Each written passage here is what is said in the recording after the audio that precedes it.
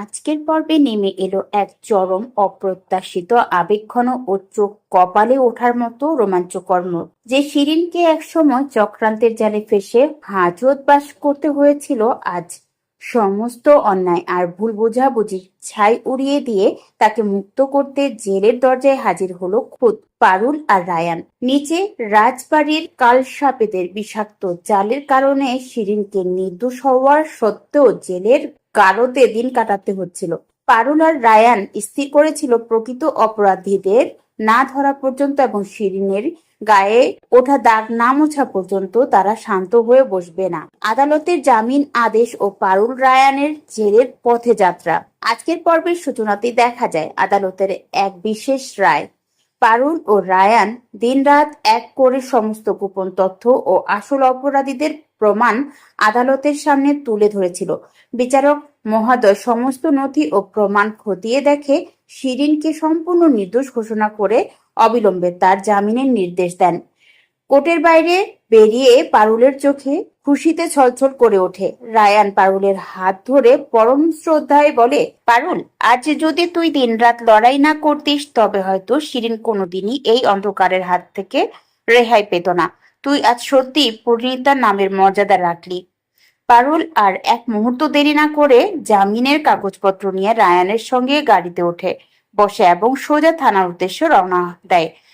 জেলের অন্ধকারের আড়ালে শিরিনের বিষাক্ত, অন্যদিকে থানায় অন্ধকার ও স্যাঁতসেঁতে গারদে এক কোণে বসে একা একা অঝরে কাঁদছিল শিরিন। তার মনে হচ্ছিল তার জীবন বুঝি এখানে শেষ হয়ে গেল। রাজবাড়ির চক্রান্তকারীরা তাকে পুরোপুরি পিষে মারল। কেউ তাকে বিশ্বাস করলো না, কেউ তার পাশে এসে দাঁড়ালো না। ঠিক তখনই জেলের করিডোরে ভারী বুটের শব্দের সঙ্গে শোনা যায় পরিচিত দুই পদশব্দ। শিরিনের মুখ তুলে তাকায়। জেলের বারান্দার দিকে আলো এসে পড়েছে পারুল আর রায়ানের গায়ে। প্রথমে নিজের চোখকে বিশ্বাস করতে পারছিল না শিরিন। সে ভেবেছিল হয়তো সে স্বপ্ন দেখছে। জেলের দরজা খুলে পারুল রায়ানের প্রবেশ ও আবেগঘন মহাবিনয়। লেডি কনস্টেবল যখন তালা খুলে জেলের ভারী লোহার দরজাটি টেনে খুলে দেয়, তখন পারুল এক মুহূর্ত দেরি না করে দৌড়ে ভেতরে গিয়ে শিরিনকে জড়িয়ে ধরে। তোর গায়ে লাগানো সমস্ত কালিমাকে আমরা মুছে দিয়েছি। তোকে মুক্ত করতে তোর পারুল আর রায়ান চলে এসেছে। রায়ান সামনে এসে শিরিনের মাথায় হাত রেখে নিচু গলায় বলে, তোর কোনো দোষ ছিল না শিরিন। যারা তোকে এই জেলের ভেতরে পাঠিয়েছিল তাদের আসল ঠিকানা এখন হতে চলেছে এই গারদ। তোকে সম্মান ফিরিয়ে দেওয়া আমাদের দায়িত্ব ছিল, আর আজ আমরা তা পালন করছি।